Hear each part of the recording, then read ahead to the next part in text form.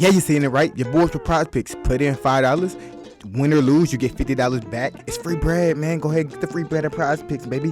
Use code CDotty when you making your account. CDotty. You do. What you do? It's your boy CDotty. Today we have killer think he got away until the cops find this clue. The case of Nia Wilson. Nice little 18-minute segment by. I never watched this dude channel before, so we're about to see. His name is Unseen. We're about to see what it's talking about, man. Let's get into it. I'm waiting on these March Madness games to get over with. He walks off the train, pulling his hood down and taking off his sunglasses. He looks around, and then he reaches down, pulling something out of his pant leg. He quickly covers it up with his sweatshirt, and no one else in the busy train station has noticed. 20 minutes earlier, 18-year-old Nia Wilson got on the train with two of her sisters, Tashaya and Latifah. Security cameras recorded the man following them and sitting down nearby. For multiple stops, he watched them behind his sunglasses, but he didn't approach them. Around 9:35 p.m., Nia, Tashaya, and Latifah got off the train to transfer, and he walked close behind them. The sisters called their dad to let him know they should be back home soon, and they waited for the train doors to open. But just moments later, outside the station, a police officer's body cam records the man running past. He points them up to the platform, telling them someone was attacked. The cops rush to the scene to help. Then, surveillance video shows the same man at a bus stop. After getting off the bus and away from the security cameras, he disappears. He thought he got away, but when police review this footage, they will find the crucial mistake he made during his escape. That will the crucial mistake he made by being on camera everywhere the fuck he went. Ultimately lead to his capture and avenge the sisters' attack. It's July 22nd, 2018. Around 9:45 p.m., the girl's dad gets a frantic call from his daughter, Tashaya. I couldn't understand what she was saying. All I could recognize her saying was Bart. I figured maybe they got into a little skirmish with somebody on Bart. Unsure of what he'll find, he rushes to the car right away. That is devastating, and drives to the bro. MacArthur BART station, or Bay Area Rapid Transit. I'm trying to figure out, like, did the dude know, did he know them, know her, or did he live up his whole 30 years of his weak ass life to do that? He knows that his girls are in trouble, but what he sees there is worse than he could ever imagine. Is 30, 40? When I got there, I see a bunch of ambulance and police. I see them loading Latifah in the ambulance. I seen blood dripping down her arm, and I asked her what happened. She just said, go check on Nia. I turn around, I run up the stairs at Bart, and I see my daughter's body. It's the hardest thing I ever experienced in my life. That's crazy. Seeing my baby dead. That's crazy. It's impossible for Nia's dad to wrap his head around what he's seeing. In less than 3 minutes from when she was stabbed in the neck, Nia has died. Her dad also has the heartbreaking task of calling her mom, Alicia. When she hears what happened, Alicia is shattered. In disbelief, she leaves her home in Sacramento and heads for Oakland right away. It was like the longest, quietest, because I kept on waiting on them to call back and say she okay. But it never happened. While they're trying to process the attack, Nia and Tashaya's sister, Latifah, is fighting for her life at the hospital after getting stabbed too. They got stabbed too? Is left in shock, wondering who could have attacked them and why. I'm just trying to figure out, they got stabbed too? Somewhere? Did we have an interaction with him in any way, shape, or form? Because who is this? And why did he target us? I just felt like rage. This is the parents' worst nightmare. That's my baby girl laying up there. I want justice for my daughter. Even though it happened in a crowded place, the man was able to get away, right past security and police officers. No one knows who or where he is, but security cameras in and around the train station captured the attack, the moments leading up to it, and the man fleeing afterwards. And as investigators review the footage, there's a breakthrough. In the video, the man can be seen inside a nearby parking structure, leaving his backpack behind before running out to the bus stop. Within hours of the attack, police find the bag. It has several personal items in it, allowing them to identify the man. This nigga's dumb. John Lee Cowell. This nigga's dumb as hell. He dropped it right off in front of a camera. You are dumb as hell. You deserve to get your. Oh boy, if I was not on 2 out of 3 strikes, boy. Oh my God. I would have fucking bushed your bitch ass, boy. look at his records, they find he's a convicted felon out on parole.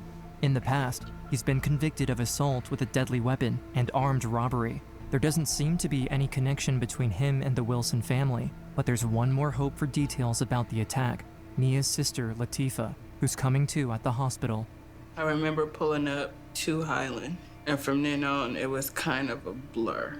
And then I seen my brother, then my dad come in, and I'm like, where's Nia? And he hesitated. And my dad ended up telling me, and that's when I tried to get out the bed. And my brother was like, don't get up, don't get up. Latifah learns what happened to Nia, and with her killer on the loose, the heartbroken family is desperate for answers. Tough, Still man. recovering from her own injuries, Latifah tells them about the events earlier that night. Just hours before the attack, Nia, Latifah, and Tashaya were visiting family.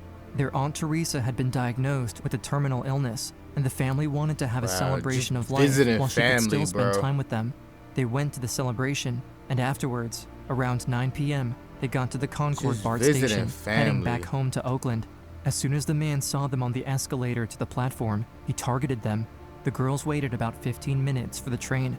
Security footage shows him keeping an eye on them the whole time, planning his attack. When they walked towards the doors, the stranger put on a hoodie, grabbed his backpack, and followed them. This nigga He entered weird. the train, He just sitting targets down a near the random sisters. group. For multiple stops, he watched them behind his sunglasses, but he didn't approach them. When the sisters reached MacArthur Station around 9:35, they moved to step off the train to transfer, and he followed. Tashaya got on the next train first.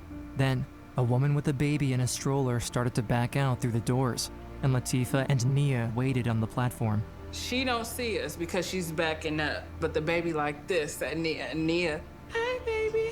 And me and Nia proceeded to walk onto the BART train, but all you hear is, and Nia flung forward. And before I know, I could turn back to me, and that's when Nia screamed my name. I seen Nia, it was like she tripped. I was in shock. I didn't know what to do at that moment. But all of a sudden, Tashaya saw blood. Nia was stabbed twice in the neck, and Latifah, who was standing next to her on the platform, was stabbed too before the attacker fled. That The is doors crazy, had closed bro. and then they had reopened. And then I started screaming, trying to go find help. I believe an officer came and talked to me. I was just like, go help my sister. Just make sure she's okay.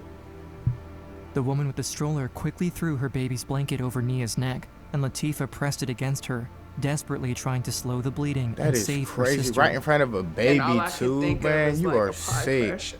I'm not knowing if I'm hurting her. I'm not knowing if I'm making it. And then I turned around and the security guard just grabbed me. It was like, you've been stabbed too. The security guard pulled her away, but Latifah didn't care about her own injuries. All she could think about in that moment was her sister. I still feel that guilt of I couldn't save her. She just yelled my name. Tifa, Tifa, Tifa. And what did you say to her in those final moments as you were with her? I love her. And we're gonna get through this. And I said, I got you, baby, I got you. You're my baby sister. Latifah and Tashaya would do anything to catch the man who took their little sister away from them. Before her death, Nia had worried about the possibility that she or her loved ones might someday be attacked solely because of their race. She had told her family that if something like this ever happened to her, she wanted them to keep fighting to hold the attacker accountable. Now, facing Nia's fears coming true, her family refuses to let her killer get away with it. Nearly 12 That is hours crazy, after bro. the attack, there's renewed hope of bringing the man to justice when police share his photo and information with the public.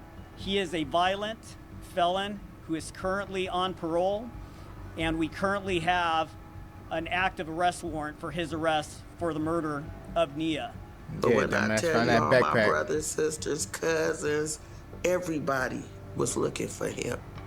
News spreads quickly, and the residents of Oakland do all they can to help in the search. The man I wish I had a job for niggas like him I can put on 1 HP before they send them to jail rest of their life, bro. Let me put them on 1 HP, then you can send them to jail rest of your life, bro. That's it. That's all I want to do, bro. was a complete stranger to the whole That's it. family, and they worry that it was a racially motivated attack.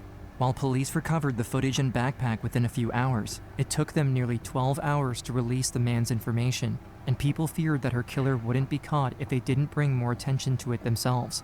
Posts about Nia spread across social media with the hashtag #SayHerName, which started as a campaign to bring awareness to Black women and girls who were victims of police brutality. As the movement grew, it was used to bring more attention to victims of anti-Black violence. Outrage builds, and around 1,000 members of the community gather at the train station for a vigil for Nia, pushing to get her story heard, honoring her and demanding justice. Even with so many eyes looking out for the man who killed Nia and tried to kill Latifah, it seems like he might have vanished. But during the vigil, police get an anonymous call that changes everything. The caller says they're on a BART train, and they recognize someone on the train with them as the man they've been looking for, John Cowell. The train is headed right towards MacArthur Station, the scene of the crime, and where the vigil is being held. Police don't know if the man is aiming to hurt more people, but they race to stop him before he has a chance. They wait at MacArthur Station for the train to arrive, hoping to catch him by surprise. Then, the train gets there, and the doors open. Officers look everywhere, but they don't see him. However, at the nearby Pleasant Hill Station, around 20 minutes away, officers search the train for him too. This time, they find the man right in the middle of the doorway. Dumbass nigga.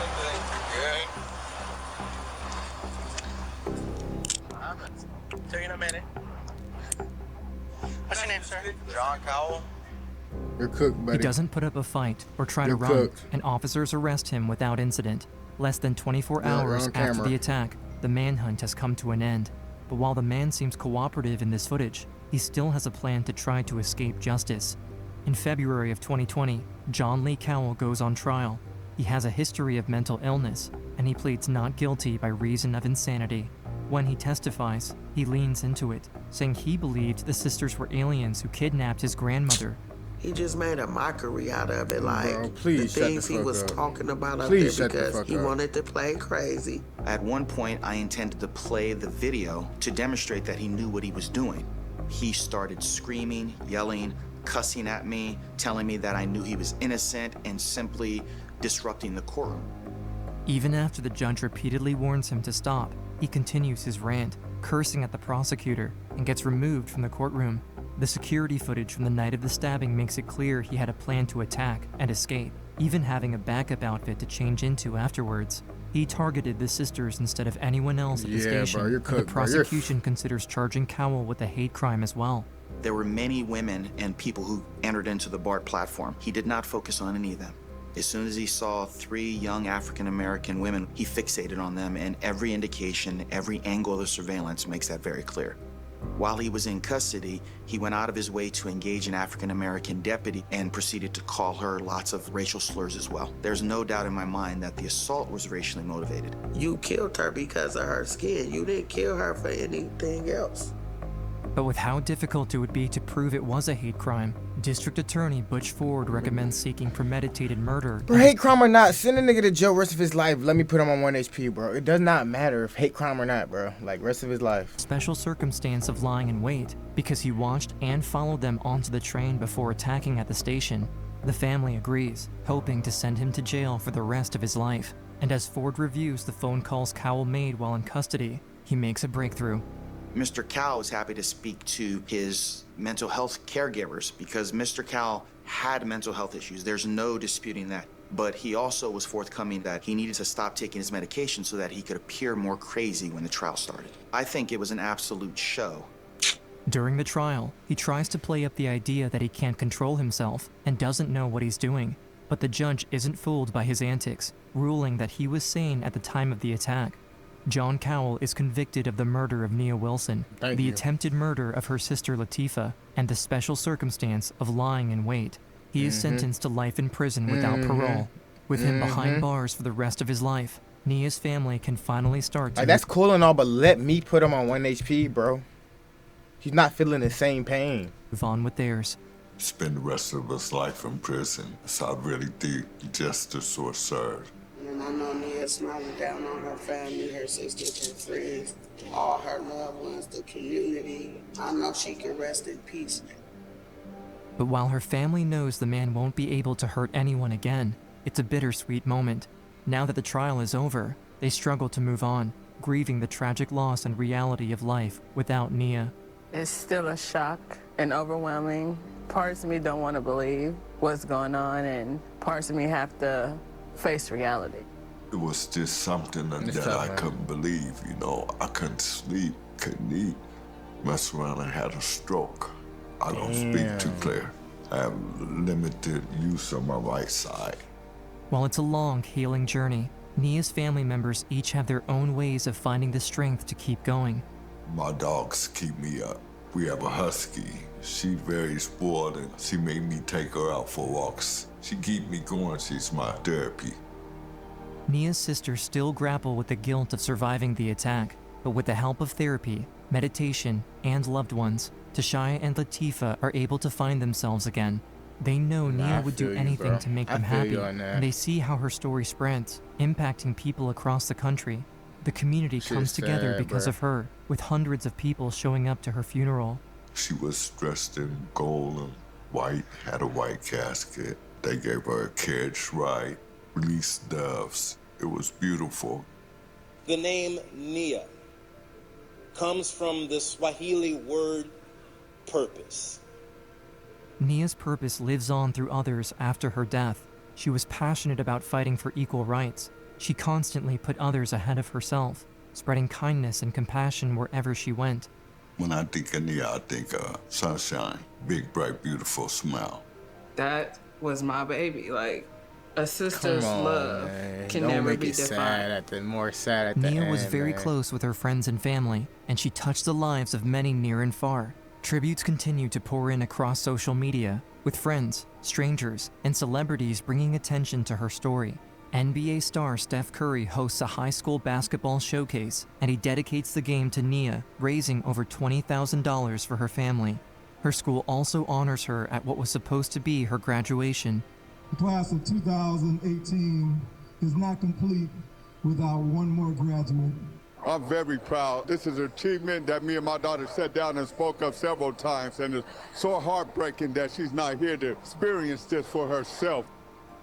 Nia loved music and dancing, and she dreamed of having her own dance studio one day. She also thought of becoming an EMT, I don't even think I'd have been able to go to that graduation, or even bro. working in criminal justice. She always wanted to help people, and in 2019, her family created the Nia Wilson Foundation, dedicated to providing resources such as mental health counseling, homeless outreach, self-defense classes, and employment opportunities for young men and women. Nia's family thinks of her every day, working to honor her memory and continue her mission to...